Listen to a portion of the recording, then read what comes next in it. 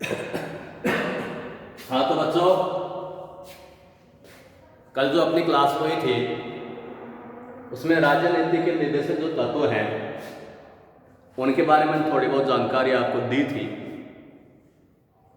निर्देशक तत्व क्या है, इनकी आवश्यकता क्यों पड़ी, और आयरलैंड के संविधान का अनुसरण करते हुए हमने राजनीतिक के जो निर्देशक तत्व हैं उनको संविधान में शामिल किया। अनुच्छेद 36 से 51 तक जो आर्टिकल हैं उनमें निर्देशक तत्वों को शामिल किया गया है, स्थान दिया गया है। आज हम ये राजनीति के जो निर्देशक तत्व हैं इनका वर्णन करेंगे, इनका आलोचनात्मक मूल्यांकन करेंगे। तो संविधान के अनुच्छेद 36 में से लेकर 51 तक कुल 16 जो अनुच्छेदों में राजनीति के निर्देशक सिद्धांतों का वर्णन है।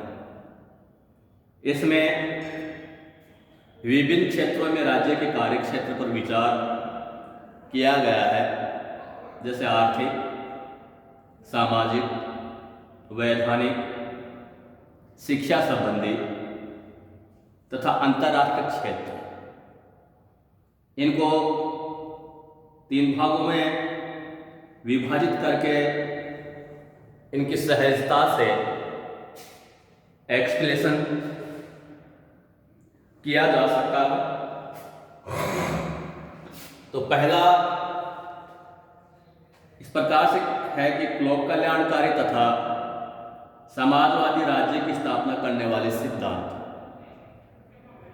भारतीय संविधान के निर्माताओं का उद्देश्य भारत में लोक कल्याणकारी एवं समाजवादी राज्य की स्थापना करना था। इस दृष्टि से अधिकांश निर्देशक सिद्धांतों द्वारा आर्थिक और सामाजिक न्याय के संबंध में व्यवस्था की गई है। इस दृष्टि से निर्देशक सिद्धांतों का सार तत्व संविधान के अनुच्छेद 38 में दिया गया है। उसमें संविधान की प्रस्तावना की प्रतिध्वनि सुनाई देती है। राज्य ऐसे सामाजिक व्यवस्था स्थापित करे जिसमें सामाजिक, आर्थिक और राजनीतिक न्याय राष्ट्रीय जीवन की सभी संस्थाओं को अनुप्रमाणित करे। भरसक कार्य साधक के रूप में स्थापना और संरक्षण करके लोक कल्याण की उन्नति का प्रयास करें। निर्देशक सिद्धांतों में कहा गया है कि राज्य लोगों के जीवन स्तर को सुधारने और स्वास्थ्य सुधार के लिए काम करेगा। राज्य जनता में दुर्बलतर अंगों में मुख्यतः अनुसूचित जाति, अनुसूचित जनजाति,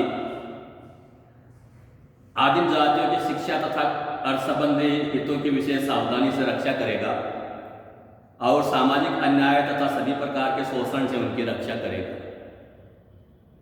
राज्य देश के भौतिक साधनों के स्वामित्व, प्रत्येक स्त्री और पुरुष को समान रूप से जीविका के साधन प्रदान करने का प्रयत्न करेगा।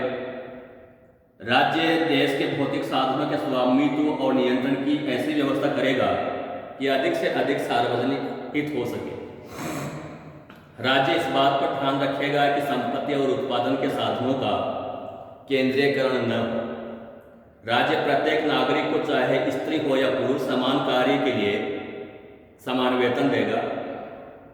राज्य श्रमिक पुरुषों और स्त्रियों के स्वास्थ्य और शक्ति तथा बालकों की सुकुमार अवस्था का दुरुपयोग नहीं होने देगा।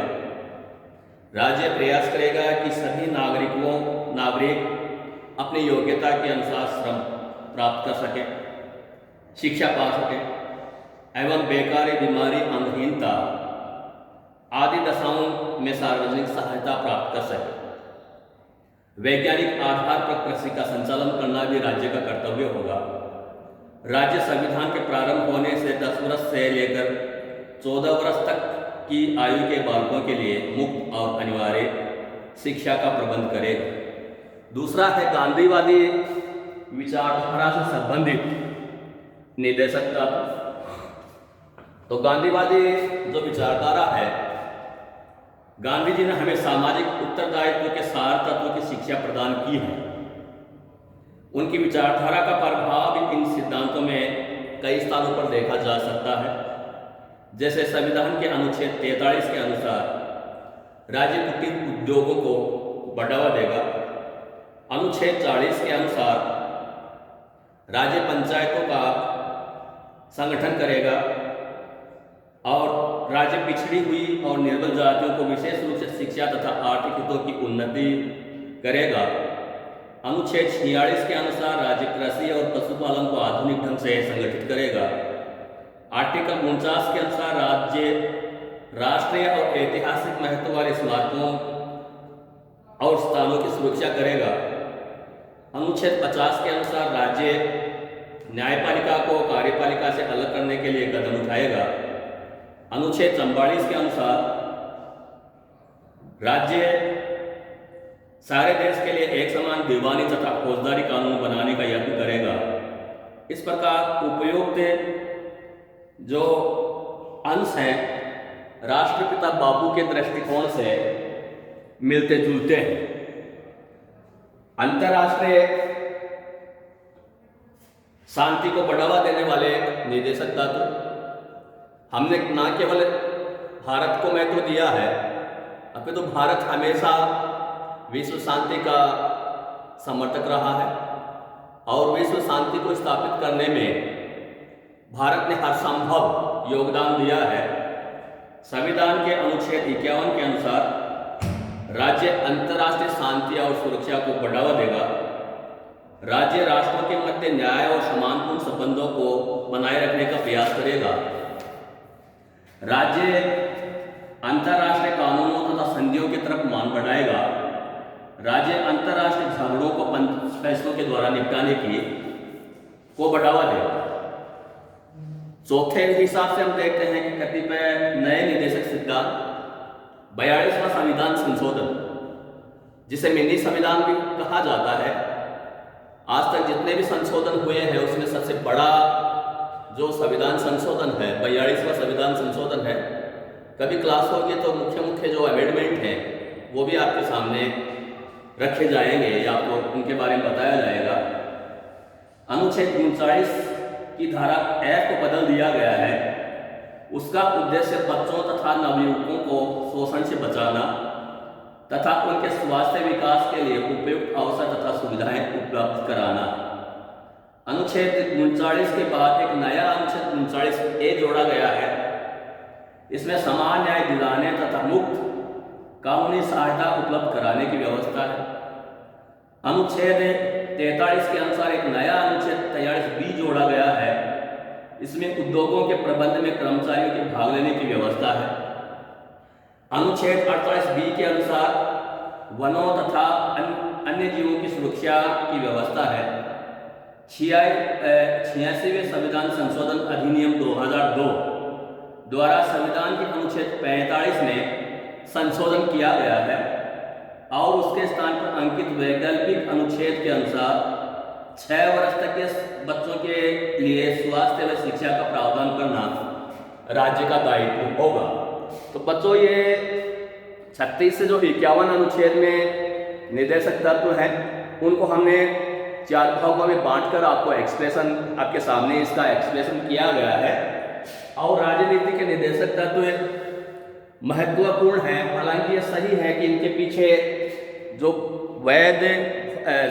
इनको क्या है कि न्याय योग्य स्थिति प्राप्त नहीं है, मगर इसके बावजूद भी ये जो सिद्धांत है इनको संविधान में स्थान दिया गया है जो इसके महत्व को इंडिकेट करते हैं। आज इतना ही, धन्यवाद।